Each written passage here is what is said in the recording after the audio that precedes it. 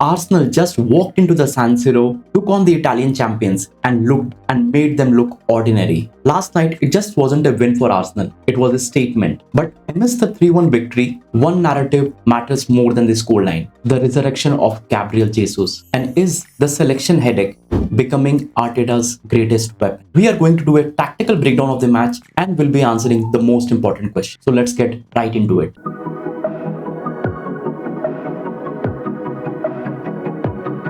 Now don't let anybody belittle this game. We rotated 6-7 players. We played at San Siro, not a ground that we thrive in. And the last time we won there was from the Cesc Fabregas goal back in 2008. Last year, the same team defeated us at San Siro. And for me and for all the Arsenal fans, it's not just a win, it's a statement. Now, Arteta did gamble a lot as he rested our crucial players. Martin Odegaard was rested, Declan Rice, Gabriel Magalhaes, Gyökeres, Calafiori. This was all in relation to what will be coming this weekend. And squad depth is something that Arsenal has right now, and Arteta should be using it to its maximum potential. Arsenal has one of the best UCL records this campaign, with 7 wins, 7 games, 100% win ratio. And that's a statement in itself. We have went away and defeated Inter Milan. We have defeated Bayern Munich, who were undefeated till then, at home. And to be honest, we really played well in both of those games. We didn't totally rely on the set pieces.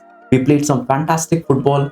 We could have scored a couple of more if we took our chances properly and if the final ball could have been a bit better. But all in all, an excellent performance through and through. Now, Inter Milan are known for their defense, and Chivus set up the team according to that. Now, essentially, the tactics really comes from their formation, 3-5-2. They play a low block and they thrive on counter-attacks. And that was something that we saw throughout the game with Thuram, Martinez, Sučić, Barella, all brilliant when it comes to transitional plays. The overlapping runs from their fullbacks from Zielinski and Di Marzio was something that Inter were using throughout the game, but it didn't go well for Inter Milan, as now they sit 9th in the Champions League table, out of the automatic qualifying position, and this is their 3rd defeat in the league phase. They have already lost to Atletico, Liverpool and now Arsenal. And the last game, which is again Borussia Dortmund, it's a must-win game for them now. Now Arsenal and Arteta did took a lot of risk with making 6-7 changes, but it was a calculated risk. He removed Odegaard and Declan Rice from the midfield, brought in Merino and Eze. He removed Calafiori and Gabriel Magalhaes and brought in Mosquera, who has just come back to fitness, and Lewis Kelly, and not starting Gyökeres but starting Gabriel Jesus. Now this helped us overload the midfield with Miles Lewis Kelly inverting into the midfield, linking with Zubimendi and Merino, creating an overload. This helped Arsenal to isolate Martinez and Thuram and allowed Arsenal to dominate more of the position, which is 52%. And this forced the Inter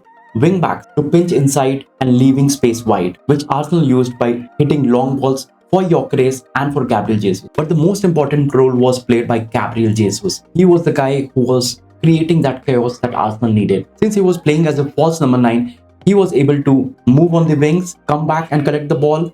When the ball was hit long, he was easily able to hold the ball, link up players, make sure that he buys time enough for the other players to come into the play. And this helped Arsenal in transitional plays and making sure that they always have a man advantage either on the wings or in the center of the field. The defenders were not able to track the movement, and because of which SRB had to move out a couple of times, disturbing the defensive line. This also helped Trossard and Saka to enjoy more of the ball and more of the space, as they could play vertically through them. And this offers Arsenal with the first goal. Timber crosses the ball. Initially looks like Gabriel Jesus is offside. It gets a bit of deflection, but Gabriel Jesus is on. He flicks it in and Arsenal lead at the San Siro. Then Inter reply back with a beautiful goal from Sučić, absolute banger. There was a lot of noise around social media where maybe Raya could have done better, maybe Zubimendi or Merino could have stepped up and blocked the shot, but I think it was absolutely incredible. And we should not overanalyze it and take that away from Sučić, because it's brilliantly put.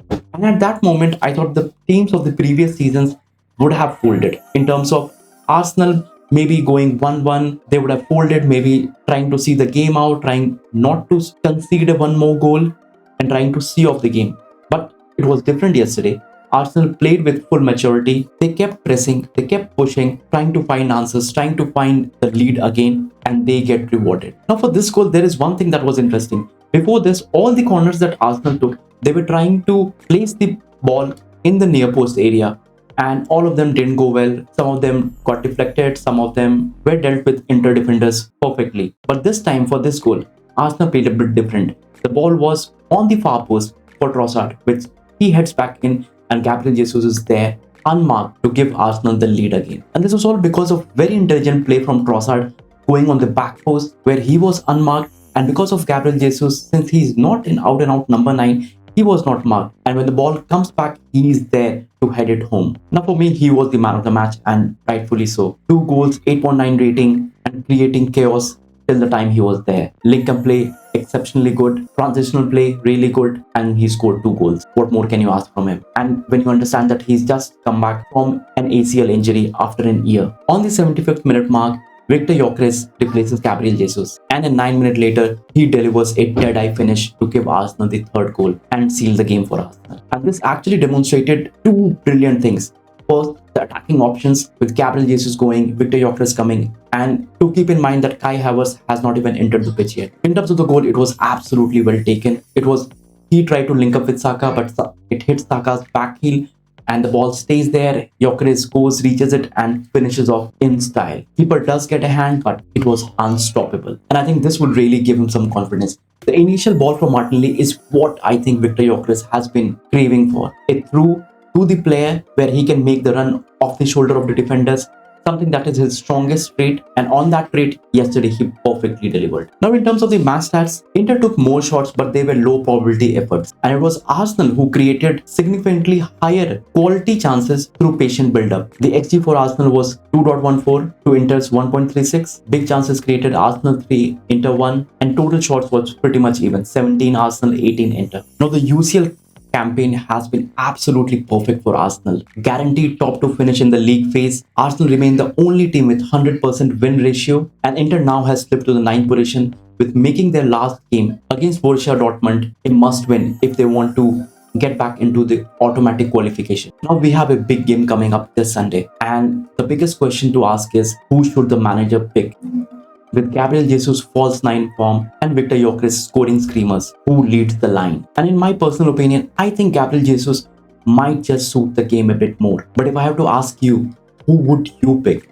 Let me know your thoughts in the comments. Now this was a performance of real maturity and a statement, and I think everything that happened yesterday in the game was absolutely perfect in terms of substitutions, in terms of rotation, in terms of how we played, in terms of how we pressed, and the goals.